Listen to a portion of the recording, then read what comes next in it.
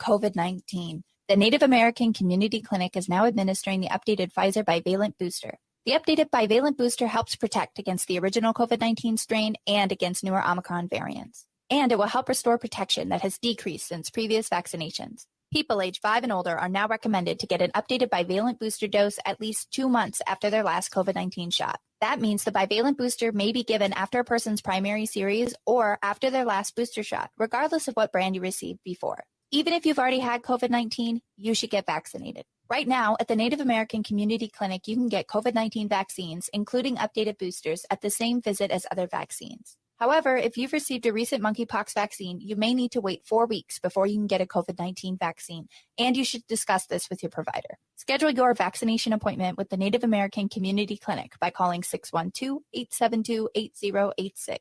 Minnesota has the only original wolf population in the continental United States, and 80% of Minnesotans believe the wolf should be protected. Howling for Wolves is asking Minnesotans to respect our true wildlife manager, the wolf. Their survival is critical to our ecosystems, our communities, and even our economy. As highly intelligent animals with strong social bonds, Minnesota... Anna, I'm down here. I don't think Jace is down here. What do you need? Learn more at howlingforwolves.org.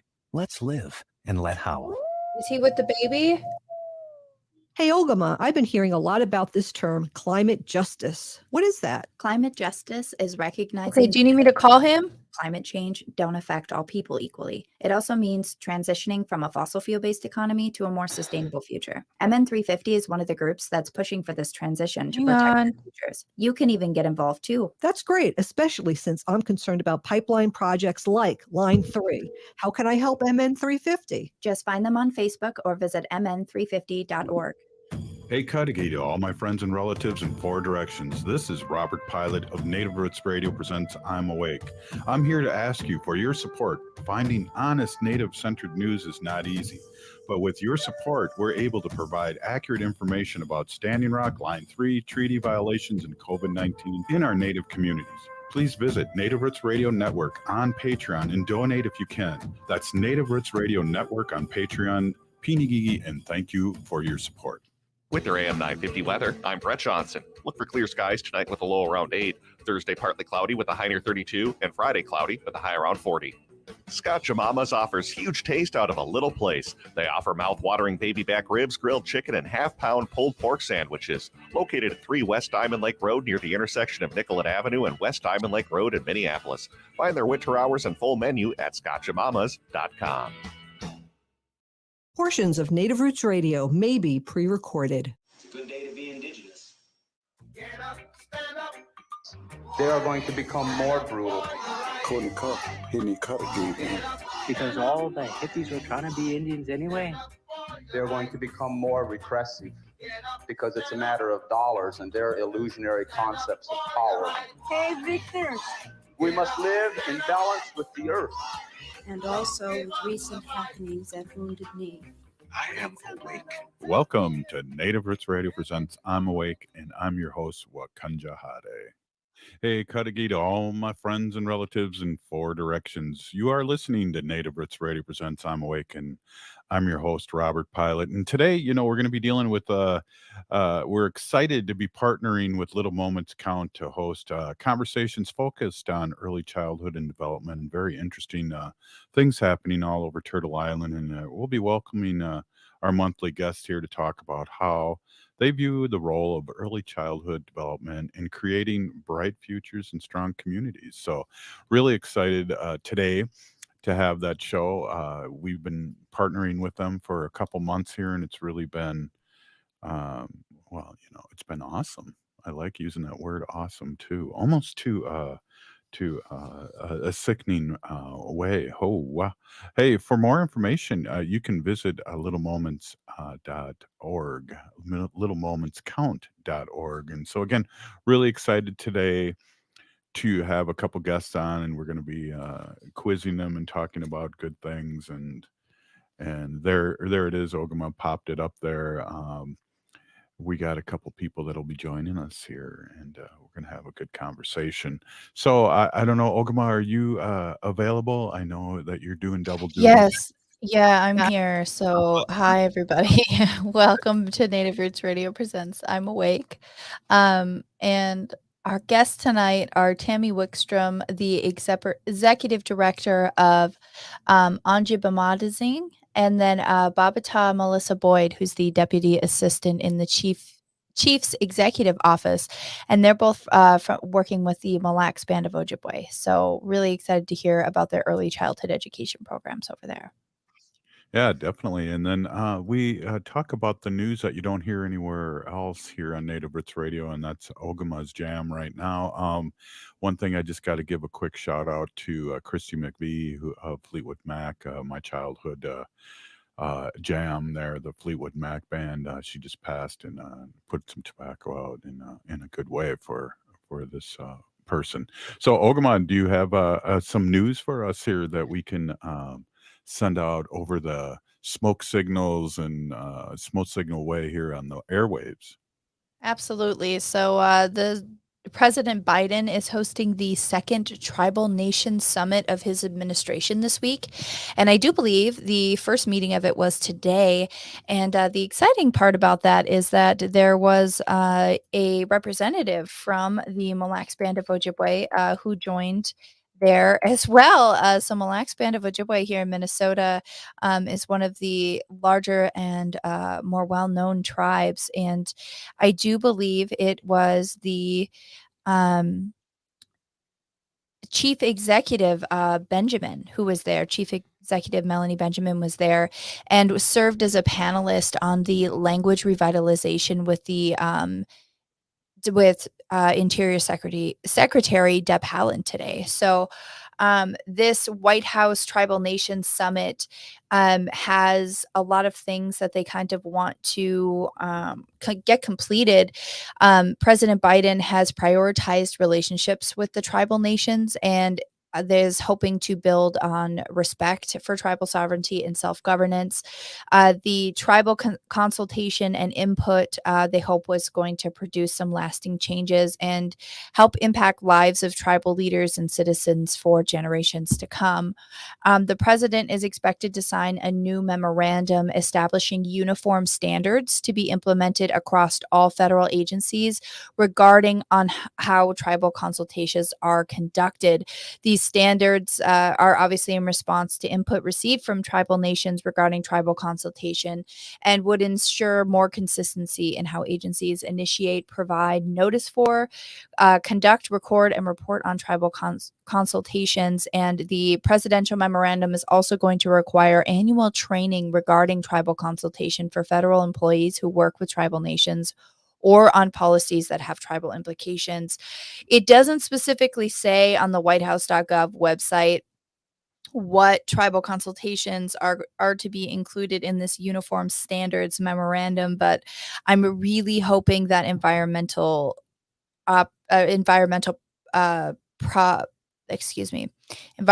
projects are going to be included into this. Robert, we know that in the case of Dakota Access or DAPL, in the case of Line 3, and now as we come into cases with Line 5, both in Wisconsin and Michigan, that tribal consultation has been something that is brought up in these cases against these companies completing these massive projects over and over again, right, Robert?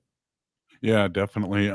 We got to be at the table, and I think, just having that out there that we are, and I know we need to, in a good way, be out there and speaking our needs because, as it's been said on this show, we where our lands are we have 70% of the natural resources out there, whether it's gas or whatever. So we need to be consulted, Ogama. Absolutely. Also on the agenda for this is implementing tribal co-management and co-stewardship of federal lands and waters. And the president's or the Biden administration has recognized the importance of increasing tribal participation and management and in management and stewardship of federal lands and waters. So they're working on writing some co-stewardship agreements with tribal nations, and they were delivered on this commitment in total in 2022, in early 2022, and I believe there's about 60 additional agreements that are under various stages of review. They're also talking about best practices report for tribal treaty and reserved rights. 17 federal agencies coordinated with the White House Council on Native American Affairs, and they're releasing a new best practices report to integrate tribal treaty and reserved rights into agency decision-making processes, things that we have been asking for a long time. And there's also going to be, in addition to that presidential memorandum on uniform standards for tribal consultation, there's also going to be new tribal consultation policies that are expected to be included. And much of this was talked about today. And I do believe that the day one is today. And I do believe there is a 2-day summit. I think they have one tomorrow. I can't really find any confirmation on how long it lasts, but this is the second one in 2022, or excuse me, the second one since Biden has come into office. And this is really exciting to see the Biden administration from such a high office and at the federal level taking an interest in Native American affairs. Robert, I have some local news if we have just a quick minute here. Did you hear what McGeezy was up to? No, hey, give it to us. We got a minute left. Yeah, McGeezy is a nonprofit, and they are focused on development and education, continuing education for Native youth in the Twin Cities. And they worked on restoring and honoring sacred land at the Bruce Vento Nature Secretary, also known as the Wakan Teepee Center site. So they laid down seeds of different native prairie grasses to bring life into that area last week, and then they hope to really work to keep those places sacred. So CBS did a really great video on what happened there, and the Lower Failing Creek project and the future home of the Wakan Teepee project. Also really great things for people to take a look around and get involved in, as well as McGeezy Communications. So if you're in the Twin Cities area, make sure you take some time to support those as well. Awesome. Good words there, Ogama. And hey, just give a shout out to everyone to what we got upcoming next here. Absolutely. Up next, we have Little Moments Count, and we are going to be with Baabiitawigiizhigookwe, Melissa Boyd, and Tammy Wickstrom from Mille Band of Ojibwe Early Head Start. Right on. Hey, you're listening to Native Roots Radio presents I'm Awake, and we'll be back after this short break. And again, Pinigigi Ogama for the news and updates. Really well done and very much needed. We'll be right back after this short break. Stay with us.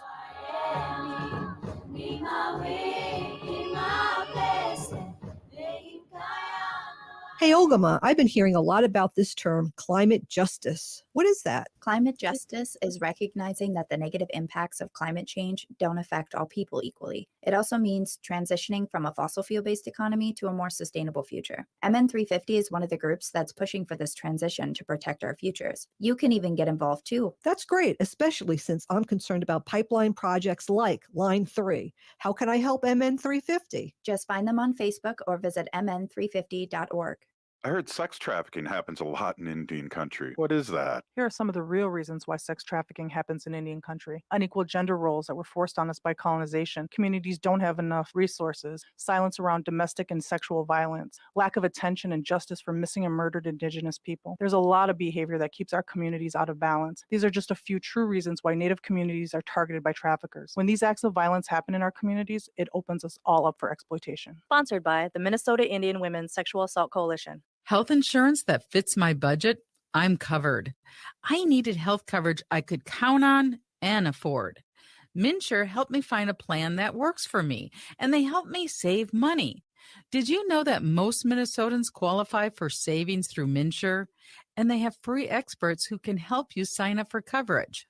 Go to mnsure.org today and get started and get covered. That's mnsure.org.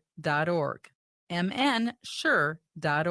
J&S Bean Factory is a native-owned, community-supported, cozy, artsy coffee shop which offers roasted on-site beans, live music, and baked goods. Relax in the beautiful outside patio. City Pages writes, voted top 10 coffee shops. Tucked into a quiet corner of St. Paul's Highland Park neighborhood, this coffee shop roasts beans on-site from the best coffee-growing countries in the world. Located at 1518 Randolph Avenue, St. Paul. The good stuff.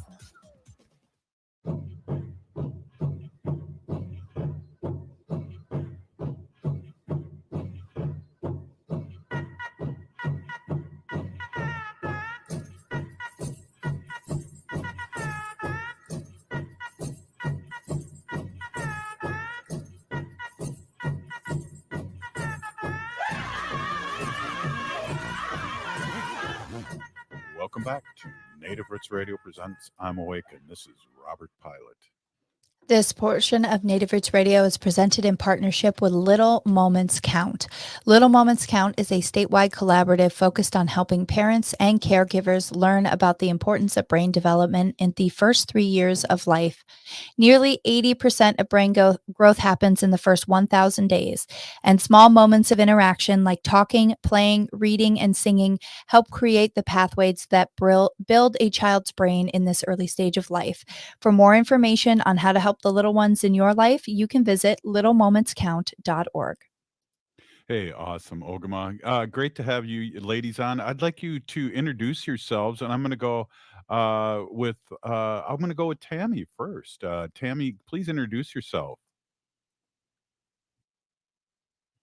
You are on mute, and I have the coffee mug right here to show you that you are on mute. Thank you, Miigwech.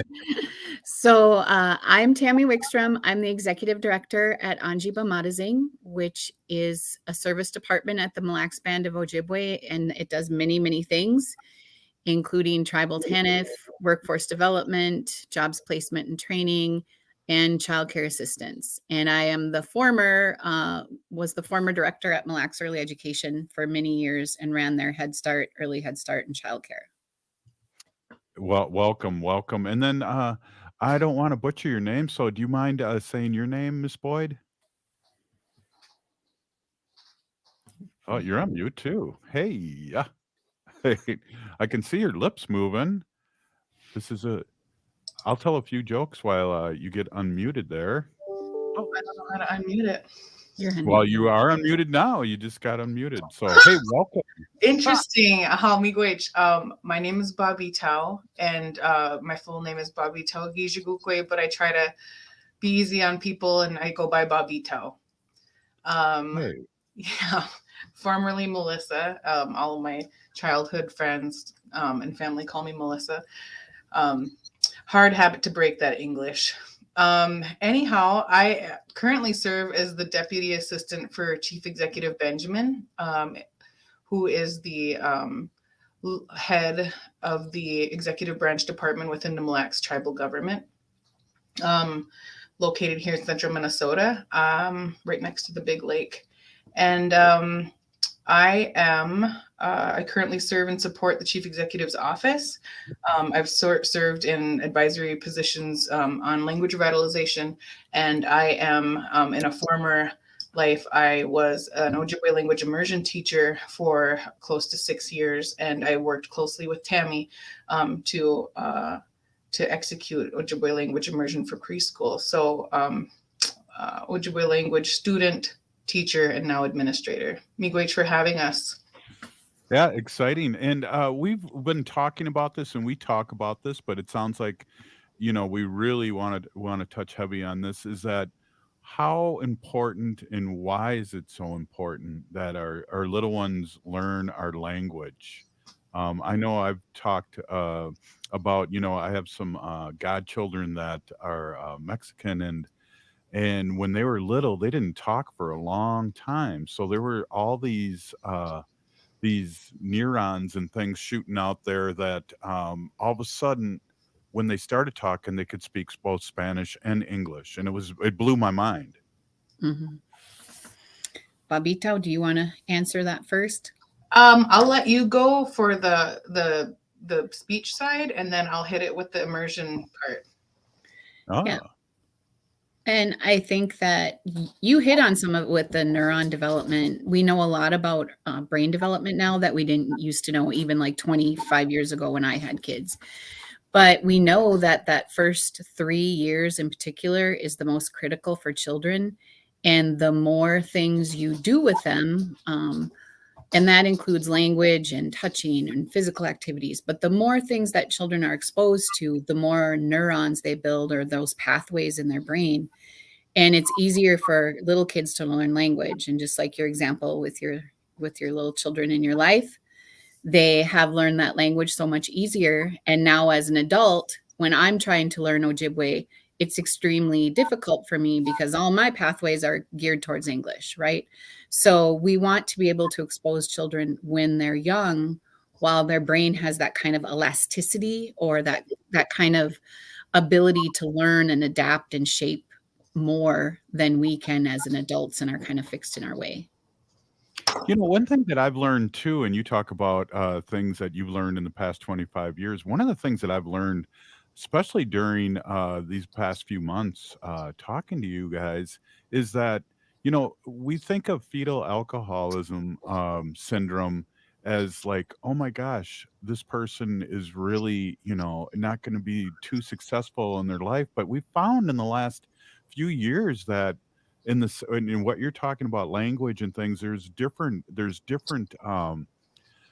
ways to teach these young ones, and it really helps them out. And it's not like as fatal. I can't come up with any other word, but it's not as fatal as it once was. Yeah, I agree with that. And I think too, it hits on, there are multiple different ways of learning. And even, back in the day, if your child had Down syndrome, they would say, oh, they can't learn anything. And now we see so many people with Down syndrome being incredibly successful, working, completing high school. And so I think that just focusing on those early years is critically important, and providing all kids a super rich language experience and a super rich cultural experience is really critical. Yeah, exactly. And doing the language and at the same time you're teaching culture is so important. And I'm just really happy. I mean, I'm 62 and I didn't have this experience, and I'm just so happy our little ones are. I'm a former high school teacher, and I'm really happy for our next generation coming up behind us. And they're really excited, and they have a lot of opportunity to do this. Yeah, I agree. So Go ahead. If I could interject to add to that, as humans, we're programmed to, we're programmed for connection, and we're programmed for affection and communication naturally. And so what I wanted to say, especially about this idea of interventive behaviors or like intentional behaviors and things that are going to help set people up, whether it's language or whether it's like resetting and supporting folks with any kinds of debilitating cognitive deficits, like you mentioned, fetal alcohol syndrome. When people believe that interventive practices work, they interact differently with the people that are like the target audience, right? So like Tammy had mentioned that, we know things now that we would have never been able to implement or understand and then implement and change how we maybe parented or change anything about how we interacted with our children, that far back. I wanted to mention something about so the language, hearing more than one language for children. It is not a new thing for children to be multilingual, and it's a very common thing in, I would say, on the African continent, in Europe. It's a very normal thing for people to have like a national language and then other languages in order to function. There's a lot of business being done amongst different countries. And so on a call today, I just heard, and it really stuck with me that the United States is notoriously a monolingual, country. And so there's a couple of things like, later on in the conversation that I like to mention about how intervention and supporting language revitalization efforts are not just about implementation in preschool or implementation in a tribal setting, but also just there's a lot of work that's being done with external, American programs and partners, and then also internal tribal partners. Wow, that's a really good point. And it's easy for us, and the way I've been taught, because again, the colonized way is that we're above it all, and you should learn English, and this is the language, and come and assimilate. And that's really a great thing to bring up, is that that's not the way other countries do it. Mm-mm. Can I add to that? There's this mystifying thing that comes with language. So there's this belief that has been like, we've been indoctrinated with this belief that Anishinaabe knowledge and wisdom is not valid. And that's because the success measures are all measured in English, and they're all measured monetarily, and they're all measured with expansion and growth. And that's not necessarily a bad thing. I think that the disheartening piece is that we've been convinced that our language is not valid. Therefore, the cultural practices and our relationships with the natural world are then not valid. And so we're raised generationally with a belief that that's how things are. And I think that language learning is much more than just being able to express something in a different language other than English.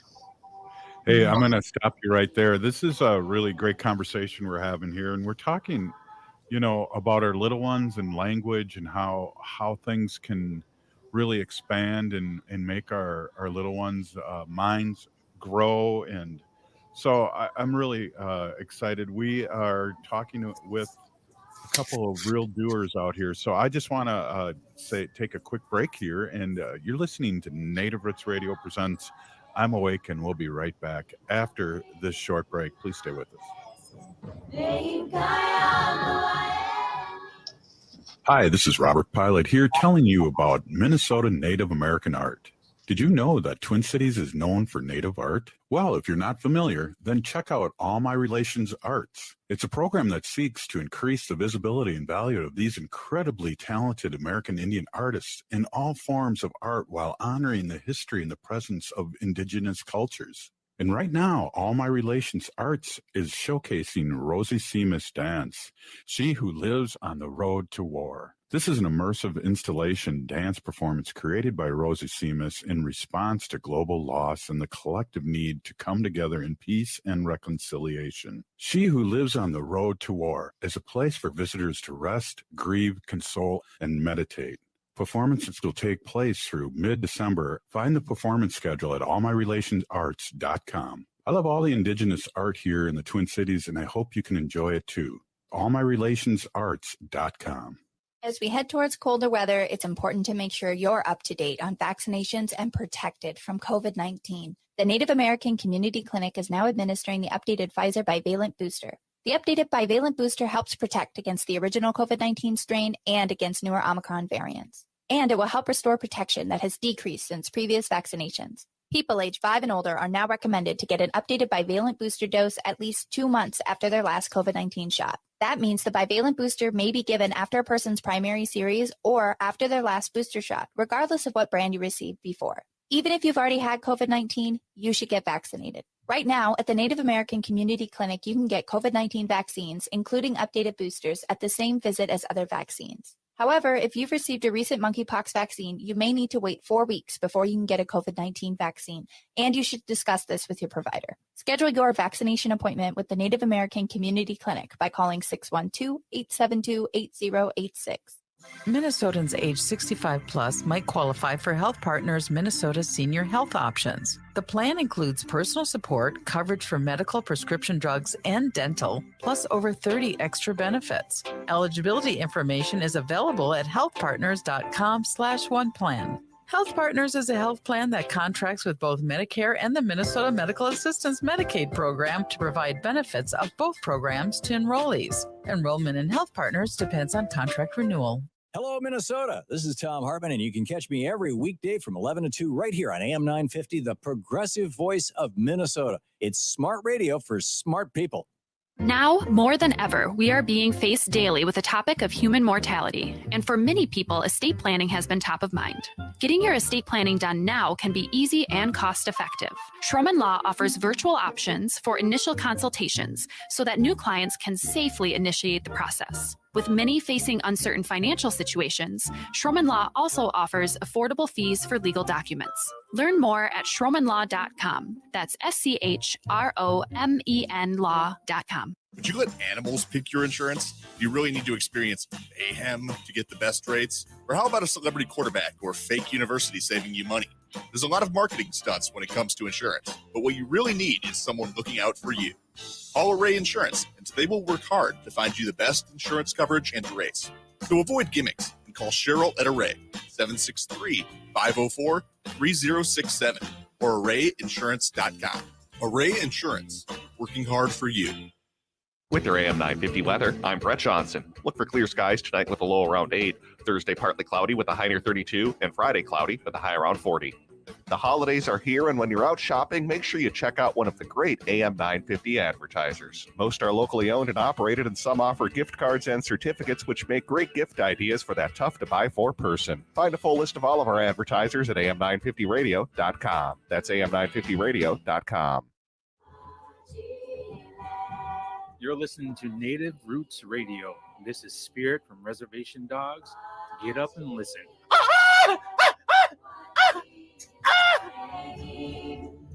Welcome back to Native Roots Radio presents I'm Awake, and this is Robert Pilot.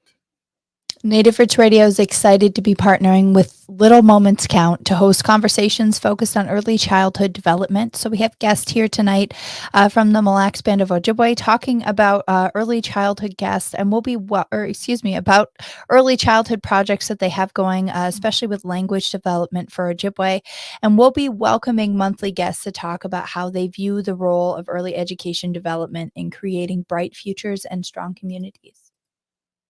Hey, thank you, Ogama. Hey, we are on the Civic Media Network, which is all over Turtle Island, and I want to ask you to tell us about the Mille Band Ojibwe. We have a lot of people all over the country listening to us, and they're not as cool as I am that know about these Minnesota tribes, even though I'm Ho-Chunk and, we're the sacred voice. So, Tammy, can you talk a little bit about that, or both you guys talk about that? Who are you guys?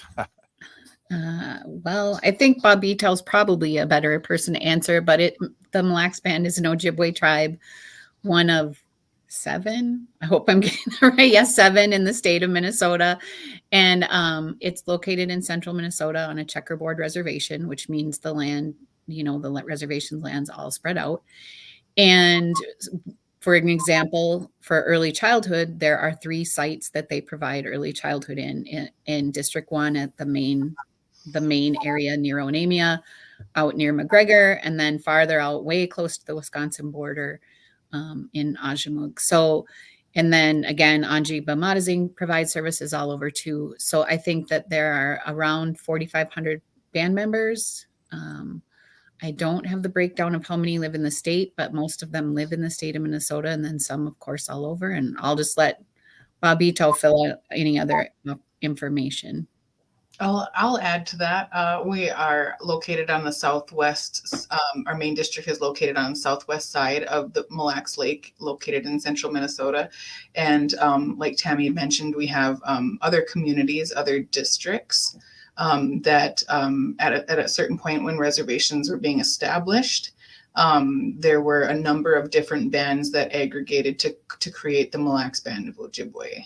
And so when our reservation was established, that is what happened. I won't go into the whole history of that, but that's who we are. We are, I'll just say that we're recognized, I would say, nationally, and without tooting any horns, to be leaders in self-governance when that became a thing. We are big on diplomacy. We are big on, being a part of national conversations to support the well-being of not only Ojibwe people, but Anishinaabe people across the country. So that's who we are. We are a part of the Minnesota Chippewa tribe, which is the 6 constituent bands, not counting Red Lake, and I think that's who we are, Ojibwe and Anishinaabe people. That's a good one. Oh, I just found out, and I have to always bite my tongue, but I found out just a couple months ago that I have some Ojibwe blood too, and that's easy. The lieutenant governor really loved it when I told her that. It's just like, hey, easy. I See? think I do. Maybe I knew there was something I liked about you. Hey, that's so you guys are doing exciting work with the Mille Band, and so we talked a little bit what the childhood education looks like. But can we dig a little deeper into that? We're talking generally about language, about people. What are you exactly? Let's dig a little deeper in that. What are you exactly doing about childhood education up there? Can I start that off, Tammy? Sure. Oh man, I have a great one. So Tammy, I like to honk her horn.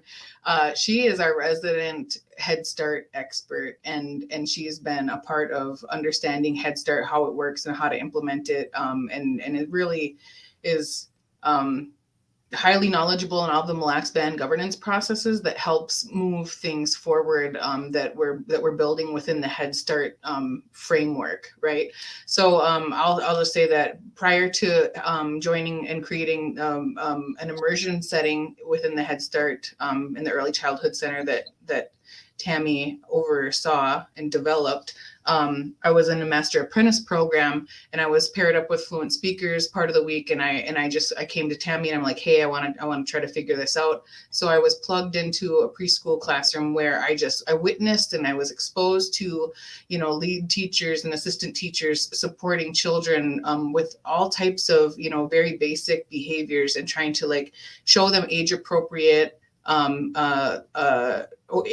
experiences, and then trying to get them to hit certain benchmarks, right? Get them ready for kindergarten. That's the goal. And to also be a supportive buffer for anything they might be experiencing outside that we don't really have control over.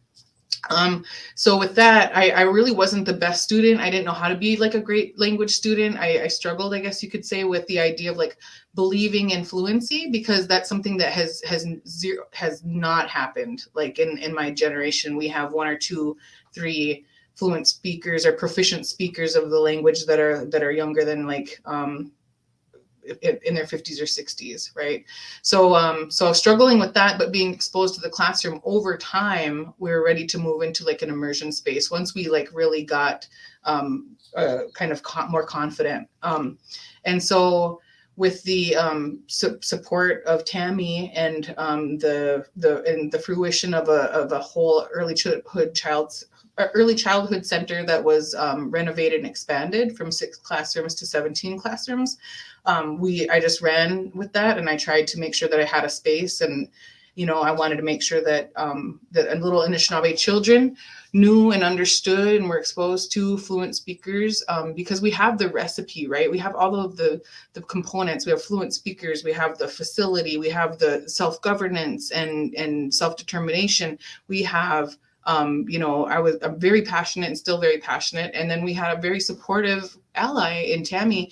And with that, we were able to mobilize that immersion classroom. And I can let Tammy talk a little bit more about that. But the early childhood piece, we've always had a really excellent program. And we made it even better by offering, Ojibwe language immersion experience for preschoolers. Mm-hmm. Yeah, wow, Tammy. Yeah, I think what it takes sometimes is just saying yes. So Baabiitawigiizhigookwe came to me and she's like, I want to do immersion. And I didn't even really know her that well. And I was like, okay, I think we could do it. And really, we went into it knowing nothing about immersion. So I just want to say that straight off the bat. We basically knew almost nothing. And so we had some bumps and bruises along the way, but I think it was still successful. And Baabiitawigiizhigookwe was learning language as she was teaching it to the kids. She's a great fluent speaker now, much more than she was then. So it's sometimes a learning curve for the teachers as it is with the kiddos.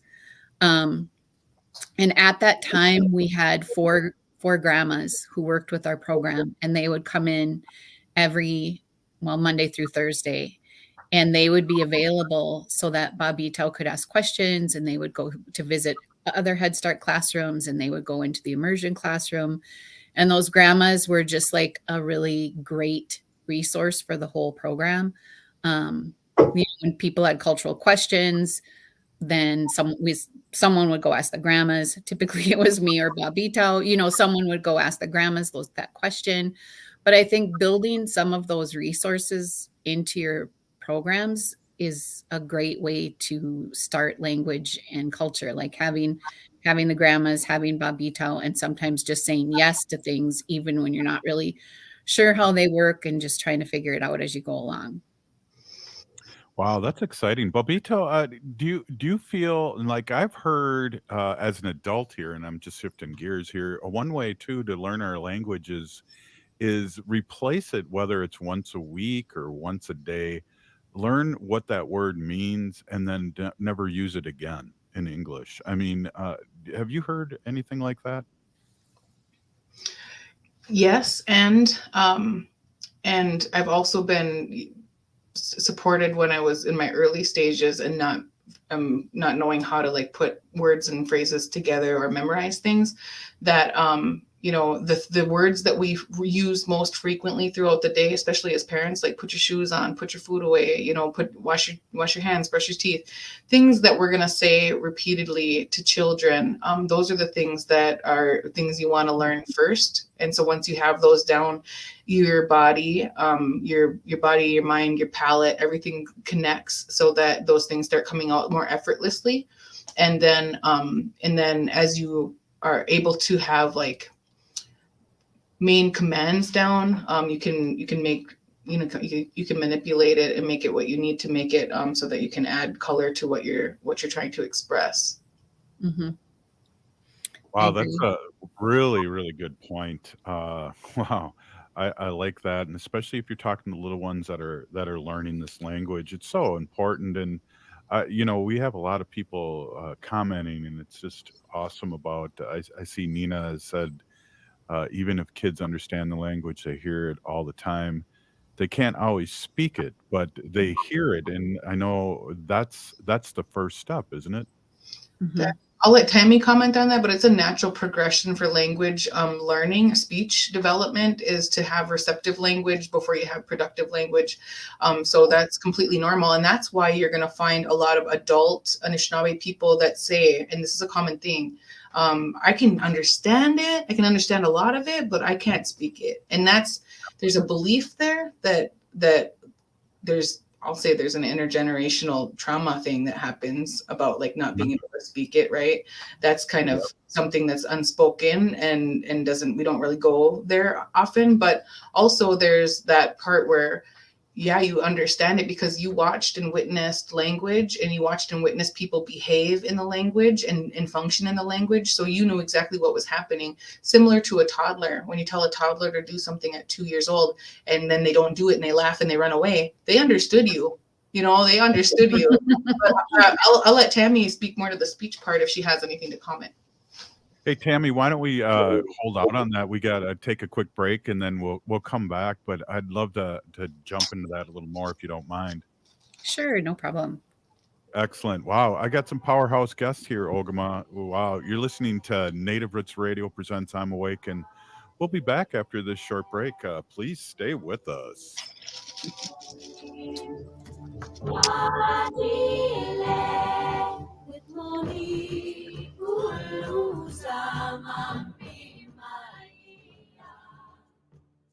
Hey, Ogama, I've been hearing a lot about this term, climate justice. What is that? Climate justice is recognizing that the negative impacts of climate change don't affect all people equally. It also means transitioning from a fossil fuel-based economy to a more sustainable future. MN350 is one of the groups that's pushing for this transition to protect our futures. You can even get involved too. That's great, especially since I'm concerned about pipeline projects like Line 3. How can I help MN350? Just find them on Facebook or visit mn350.org. Minnesota has the only original wolf population in the continental United States, and 80% of Minnesotans believe the wolf should be protected. Howling for Wolves is asking Minnesotans to respect our true wildlife manager, the wolf. Their survival is critical to our ecosystems, our communities, and even our economy. As highly intelligent animals with strong social bonds, Minnesota wolves deserve to be protected and admired. Learn more at howlingforwolves.org. Let's live and let howl. Health insurance that fits my budget? I'm covered. I needed health coverage I could count on and afford. Mille helped me find a plan that works for me, and they helped me save money. Did you know that most Minnesotans qualify for savings through Mille? And they have free experts who can help you sign up for coverage. Go to mnsure.org today and get started and get covered. That's mnsure.org. mnsure.org. Hey, Wendy, what are we doing for dinner after the show? How about we go to J. Selby's on 169 Victoria Street in St. Paul? They have a delicious plant-based menu that's compassionate and environmentally sustainable. I'm getting their spot-on vegan Big Mac, the dirty secret. You can pick up and they deliver within a 5-mile radius, or you can call them at 651-222-3263 or visit jselbys.com. Well, you sold me, Wen. Let's go order at J. Selby's tonight. I'm hungry. This is Winona the Duke of Honor the Earth, and you're listening to Native Roots Radio. I'm Awake. Welcome back to Native Roots Radio presents I'm Awake, and this is Robert Pilot. This portion of the show is brought to you by MinSure. If you need health insurance and you don't know where to start, MinSure has free expert help that will walk you through your options and find a plan that saves you money. And this portion of the show is also brought to you by Howling for Wolves, protecting wolves for future generations.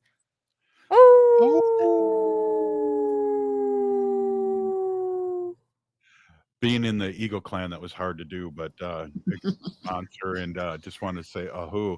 Hey, we only got a few minutes left, and this has just been really a big learning experience for me. I'm with Tammy Wickstrom, and also I got to work on your name, Baabiitawigiizhigookwe. Yep. Baabiitawigiizhigookwe. Wow, darn, so close. Hey, I want to ask you, what do you have any advice for the educating end of this, childhood educators for teaching Native children? I think that's really kind of we have a lot of allies, white allies, listening to the show all over Turtle Island, and I think that's a really I didn't come up with that question, but that's a really good question. Mm-hmm. Can I answer first, Baabiita? Are you okay? But absolutely. Yeah, I think that a lot of things that you can do, again, is go back to the just say yes. But I also think that you have to also educate teachers. Just like I said, Baabiita was learning as she learned with her students. You can't expect your teachers to teach about Ojibwe language or culture if they don't know anything about it. And they could be Ojibwe and not know anything about it because some people weren't raised that way, right? And so we need to put that into like even professional development. And we need to make it a goal. We used to have a goal, which is really kind of a small goal, but we had a goal for our staff to learn 10 Ojibwe words every year, which is super small, in a language. But that was like a continuing ongoing goal, is like every year you just add to your language. And I think that could be a goal for teachers in, tribal Head Start all across the country is, I'm going to learn more myself. I'm going to add words to my vocabulary. I'm going to learn those common phrases like Baabiita talked about, like, sit down, let's eat, line up for the door, like all those things that you might need, and learn them. And another thing that we have fallen away, but we need to start doing again, is label stuff. Label the chair with the Ojibwe word, label the door with the Ojibwe word. And ask the parents what their children's Ojibwe name is, and that they can use their Ojibwe name instead of their English or white name or whatever, so that you could use that if that's what the parents would like. And then another thing we did, I'm going to say that Baabiita headed that, but we held a big mass naming ceremony one time at Early Ed for a bunch of the families whose kids didn't have a naming Ojibwe name. Oh. So, there's lots of little things that you can do to support it, and I'll let Baabiita add into that. So to comment just on the naming, it was not anything that was like thrown together or like, Dabenak, right? So, but it was something that the fluent speaker and namer was able to make themselves available for the whole day. And so we had families come in, bring their own food, bring their tobacco, bring their kids, and then Beijing, like one at a time. They we were there for like 15 hours trying to get them all through. And I think we did like 40 kids one year, and and adults came, like parents and grandparents even came to get named who missed out on that for whatever reasons. But going back to what would you say to education professionals at this point? And to get to like open the floodgate is like Tammy said, just say yes. Find a way to say yes. Find a way to say yes there aren't any restrictions on federal funds as far as like Head Start and early Head Start. The Head Start performance standards allow for immersion, for Ojibwe language support, for Anishinaabe language revitalization support in the classroom, and think about what kinds of policy changes you can make, what kind of legislation changes you can make within your own tribal government to support your own language revitalization efforts, instead of relying on this like guardian ward relationship that we have with the federal government to make sure that they're providing for us. We need to provide for ourselves first, and we need to take initiative first as a people. That would be one thing. When it comes to like individual support for a teacher, it would be like, if I was talking to an administrator, I would say, please make sure that there's time for them to study. Please make sure that there's time for them to decompress, because to think in another language that you don't fully know is so challenging. And to try to express that to children who don't understand, that's a whole nother challenge, because preschoolers are a challenge, and it takes a special person to work in preschool as it is in English, in a language that the children understand already.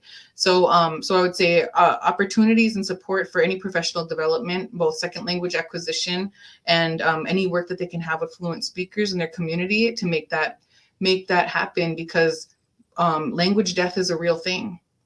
And I know that there may be people listening who do not have living fluent speakers anymore, and my heart goes out to them. The people who have fluent speakers living right now need to take advantage of that, because if we don't have language maintenance where we're making as many fluent speakers as we are that are passing, then we are going to experience this place where we don't have any fluent speakers left for those of us who do at this point. So, and that's where the real hard work starts. One of my mentors told me, McGizzy, he told me, like, that's when it's going to get hard, right? Mm-hmm. So I would say that, like, find a way to say yes, find a way to champion it, support it. And no matter how challenging it is fundamentally right to teach Anishinaabe children the language that is intended for them. It's for their spirit. It's for their religious rituals, even if they're not familiar with them. Their spirit knows, right? And so that's what I would, to not believe that our language is not valid, our knowledge is not valid, to know that we can be smart and intellectual Anishinaabe people in more than one language. Mm-hmm. Wow, Baabiitawigiizhigookwe, that's awesome. What really hit me too, what you both were talking about, is the community involvement. To have a naming ceremony, to have the community in there, and I'm sure there was food and laughter and things that make it in a good way that really makes our hearts soar. And I know I had a relative who found out that they're a relative and went to a powwow, and she started crying when she heard the drum. Mm-hmm. And just to experience that secondhand and watching somebody that spirit hits deep, I just have to just agree 100% what you just said there about, it's our right, to know these things. Mm-hmm. Mm-hmm. If I could make one more comment before we wrap up, for those individuals that may be education professionals and maybe have some skeptical feelings about whether it's going to be supportive or whether it's going to make the children ready for kindergarten or ready for first grade. There's lots of research out there that shows that mm-hmm. children after 5 or 6 years of immersion from preschool to say first, second, and third grade, that they are they perform as good and better oftentimes than their mainstream educated peers. And the reason for that is that you have multiple things happening when you're learning more than one language in the brain. It really is a strengthening thing, even though we talked earlier about there's a lot of silence at first, because they're really trying to figure it out. They are trying to figure out that, if you're hearing two different languages and your brain doesn't know what's going on, it's going to take some time, and it will happen. It's proven to happen. There's research on it. So those people who may be skeptical about it, please do your work, do the good work of believing in what you were given as a people. That's at the end of the day, that's what we rely on. Wow. Yeah, there it is. Tammy, we only got a minute left. Do you have any last thoughts? Thank you. That was an amazing statement, by the way. I'm kind of a little emotional about that. Thank you. And Tammy, I just want to say that if you are looking for support in Ojibwe or you want to learn Ojibwe, I'm just going to throw this out there that Anji Baabiitawigiizhigookwe and the Mille Band of Ojibwe, with the support of the tribe, has developed Ojibwe for Rosetta Stone, and the first level is out, and you can sign up for it. And if you are enrolled in a federal tribe or a First Nations Canada individual, it's only $25 to access the program, which is very minimal. So, and it's available for anyone. Anybody can purchase it, and that's at anji.org. I think Baabiitaw put it in the chat. But I just want to say that that's a great tool. We just launched it this year. We've only had it out maybe 8 or 9 months, something like that. And so, you know, I think that's another way, is if you're really interested in teaching language to little kids, start trying to learn it yourself.